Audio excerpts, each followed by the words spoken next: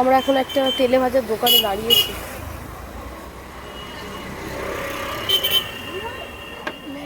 কি ভাজা হচ্ছে ওটা? কি হচ্ছে খা না যাও। ওটা কি ভাজা হচ্ছে দিদা? ওটা ফুরুলি। ফুরুলি, চলো। কি খাবে বলো? নিট অ্যান্ড ক্লিন ছিল। হ্যাঁ ক্যামেরাটা ভালো সবে নিয়েছিস না ওই জন্য। ঠাকুমার হাতে কাঠের উনুন উইথ ফুলুরি। এক কাপ চা প্রয়োজন ছিল।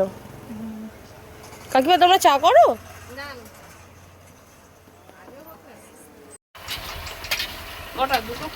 হ্যাঁ হ্যাঁ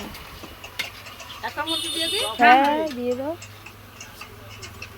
একদম গরম রগরগে ফুলুরি।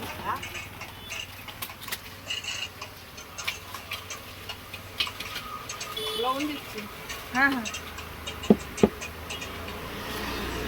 কত?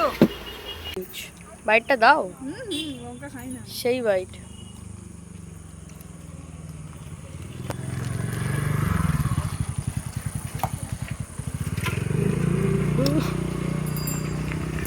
না সত্যি ভালো খেতে। ডেফিনেটলি সবাই ভিজিট করো দিদার দোকানে। অনেকটা কোয়ান্টিটি সব একদম পুরো ঐতিহাসিক মুহূর্ত। একদম সিরিয়াসলি খেতে খুব ভালো ছিল। খুব লঙ্কা, প্রচন্ড লঙ্কা দাও।